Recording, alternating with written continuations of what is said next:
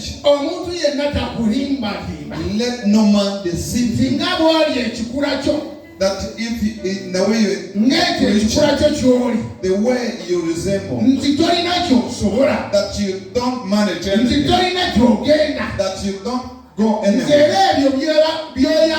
that everything that you desire for, they are for those ones who are ladies and gentlemen, we are created in God's image. Know where you are. Believe in your soul. In the way you show. The way you talk. The way you think. The weak in or in whatever you do. Or in the business you have. In that small thing you have. You're in God's image.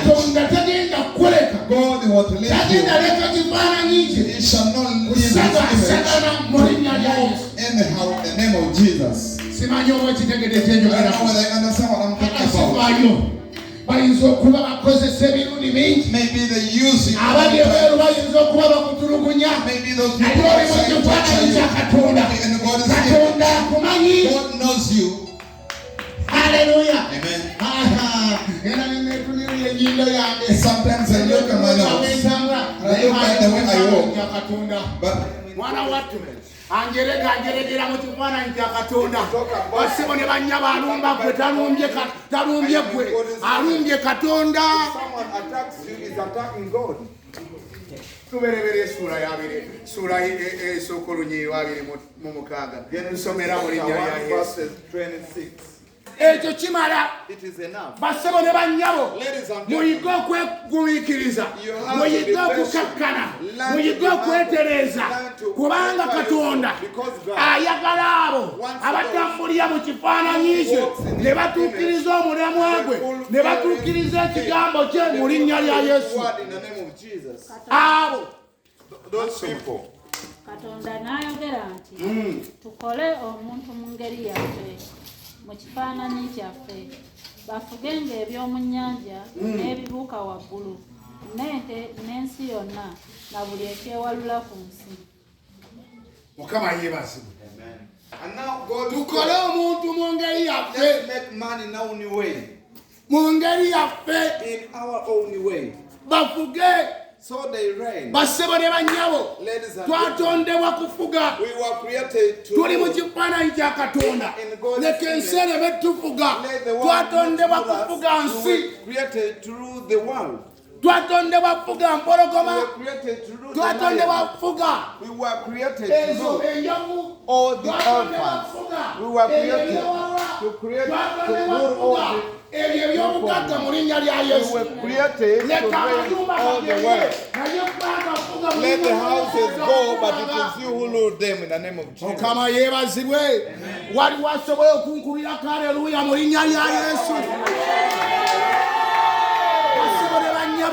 Bwe tuba mu kifaananyi kya Katonda leka ebintu byonna birabike ng'ebiyinza biganye naye kubanga Katonda yabituwaako obukoge yabituwaako obuyinza bijja kutuddizibwa mu linnya lya Yesu. Haleluya. Omwami kagende gw'oli mwana wa Katonda. Katonda tali kuleka kulaba nnaku kubanga oli mu kifaananyi kyate okikuumye. Haleluya. Njagala kutegeeza manyi ebikumalamu amaanyi byakaseera. Waliwo ekiseera ky'ogenda otandika ogamba nti dadi weebale kubanga okuumye ekifaananyi kya Katonda.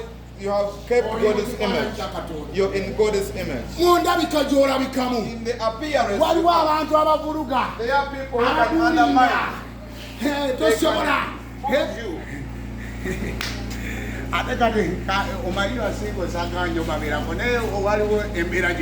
Sometimes I don't want to talk about osobola okubeera ng'oli single. You might be single. Ne bw'otuukirira sisita ng'akujerega mu bumpi bw'oliko oba mu buwanvu bw'oliko mu nnyambala gy'oyamba.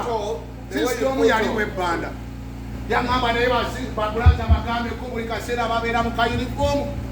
Basebo ne bannyabo bwe kaba nga ke kaliwo kambala ojje mu nnyumba ya Mukama. Bwe kaba nga akagoye ke kaliwo kambala ojje mu nnyumba ya Mukama.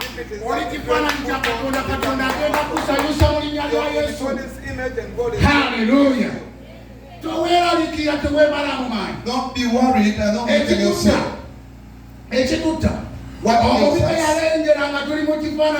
when the evil saw that we're in God's image, he was not made in God's image. Hallelujah. Amen. Satan was not made in God's image. It is we who were made in God's image, and he gave us the authority. Satan was not given the authority. Let God glorify you. You have authority over him because God gave you the authority. At the world,